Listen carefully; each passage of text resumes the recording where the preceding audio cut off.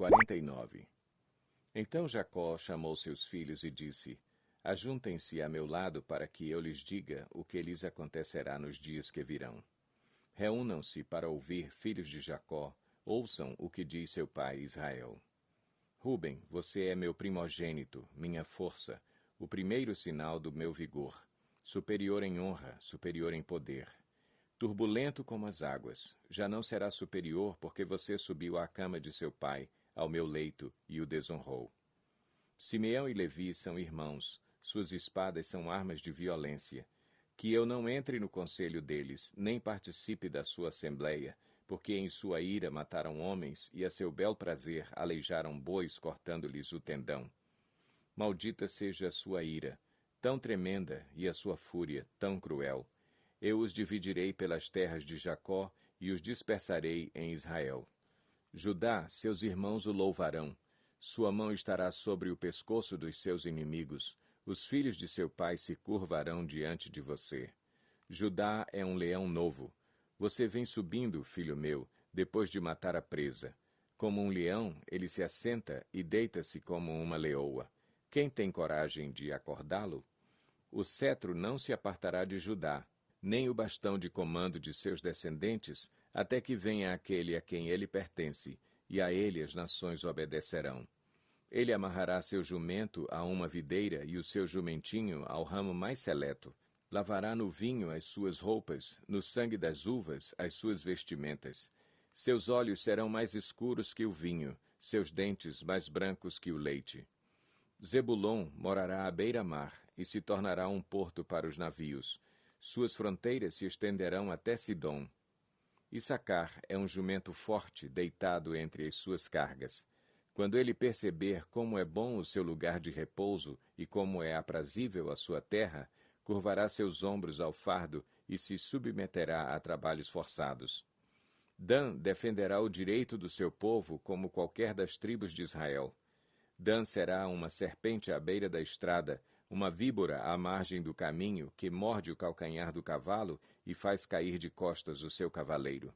Ó Senhor, eu espero a tua libertação.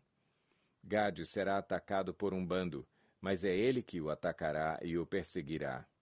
A mesa de Azer será farta, ele oferecerá manjares de rei. Naftali é uma gazela solta, que por isso faz festa.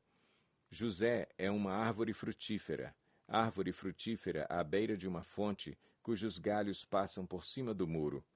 Com rancor, arqueiros o atacaram, atirando-lhe flechas com hostilidade. Mas o seu arco permaneceu firme, os seus braços fortes, ágeis para atirar, pela mão do poderoso de Jacó, pelo nome do pastor, a rocha de Israel, pelo Deus de seu pai, que ajuda você, o Todo-Poderoso, que o abençoa com bênçãos dos altos céus, bênçãos das profundezas, bênçãos da fertilidade e da fartura. As bênçãos de seu pai são superiores às bênçãos dos montes antigos, às delícias das colinas eternas. Que todas essas bênçãos repousem sobre a cabeça de José, sobre a fronte daquele que foi separado de entre os seus irmãos. Benjamim é um lobo predador. Pela manhã devora a presa e à tarde divide o despojo. São esses os que formaram as 12 tribos de Israel? E foi isso que seu pai lhes disse ao abençoá-los, dando a cada um a bênção que lhe pertencia. A seguir, Jacó deu-lhes estas instruções. Estou para ser reunido aos meus antepassados. Sepultem-me junto aos meus pais na caverna do campo de Efron, o Hitita, na caverna do campo de Macpela, perto de Manre, em Canaã, campo que Abraão comprou de Efron, o Hitita, como propriedade para sepultura. Ali foram sepultados Abraão e Sara, sua mulher, e Isaque e Rebeca, sua mulher. Ali também sepultei Lia. Tanto o campo como a caverna que nele está foram comprados dos hititas. Ao acabar de dar essas instruções a seus filhos, Jacó deitou-se, expirou e foi reunido aos seus antepassados. Gênesis 50. José atirou-se sobre seu pai, chorou sobre ele e o beijou. Em seguida deu ordens aos médicos que estavam ao seu serviço que embalsamassem seu pai Israel, e eles o embalsamaram. Levaram 40 dias completos, pois esse era o tempo para o embalsamamento. E os egípcios choraram sua morte 70 dias. Passados os dias de luto, José disse à corte do faraó: Se posso contar com a bondade de vocês, falem com o faraó em meu favor. Digam-lhe que meu pai fez-me prestar-lhe o seguinte juramento: Estou à beira da morte. Sepulte-me no túmulo que preparei para mim na terra de Canaã. Agora, pois, peçam-lhe que me permita partir e sepultar meu pai. Logo depois voltarei. Respondeu o faraó: Vá e faça o sepultamento de seu pai, como este o fez jurar. Então José partiu para sepultar seu pai. Com ele foram todos os conselheiros do faraó, as autoridades da sua corte e todas as autoridades do Egito, e além deles, todos os da família de José, os seus irmãos e todos os da casa de seu pai. Somente as crianças, as ovelhas e os bois foram deixados em Gósen. Carruagens e cavaleiros também o acompanharam. A comitiva era imensa. Chegando à eira de Atade, perto do Jordão, lamentaram-se em alta voz, com grande amargura, e ali José guardou 7 dias de pranto pela morte do seu pai. Quando os cananeus que lá habitavam viram aquele pranto na eira de Atade, disseram: Os egípcios estão celebrando uma cerimônia de luto solene. Por essa razão, aquele lugar próximo ao Jordão foi chamado Abel-Misraim. Assim fizeram os filhos de Jacó o que este lhes havia ordenado. Levaram-no à terra de Canaã e o sepultaram na caverna do campo de Macpela, perto de Manre, que, com o campo, Abraão tinha comprado de Efrom, o hitita, para que lhe servisse de propriedade para a sepultura. Depois de sepultar seu pai, José voltou ao Egito, com os seus irmãos e com todos os demais que o tinham acompanhado. Vendo os irmãos de José que seu pai havia morrido, disseram: E se José tiver rancor contra nós e resolver retribuir todo o mal que lhe causamos?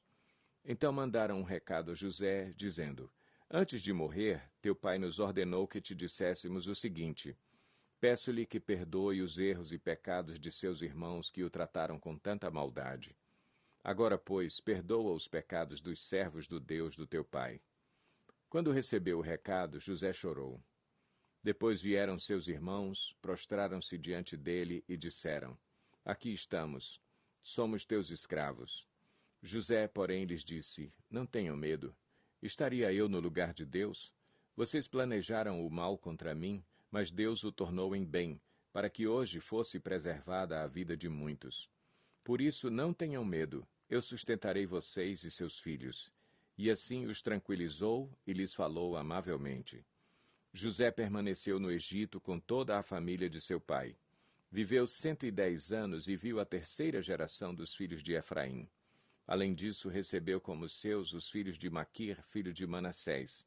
Antes de morrer, José disse a seus irmãos: Estou à beira da morte, mas Deus certamente virá em auxílio de vocês e os tirará desta terra, levando-os para a terra que prometeu com juramento a Abraão, a Isaque e a Jacó. E José fez que os filhos de Israel lhe prestassem um juramento, dizendo-lhes: Quando Deus intervier em favor de vocês, levem os meus ossos daqui. Morreu José com a idade de 110 anos, e depois de embalsamado, foi colocado num sarcófago no Egito.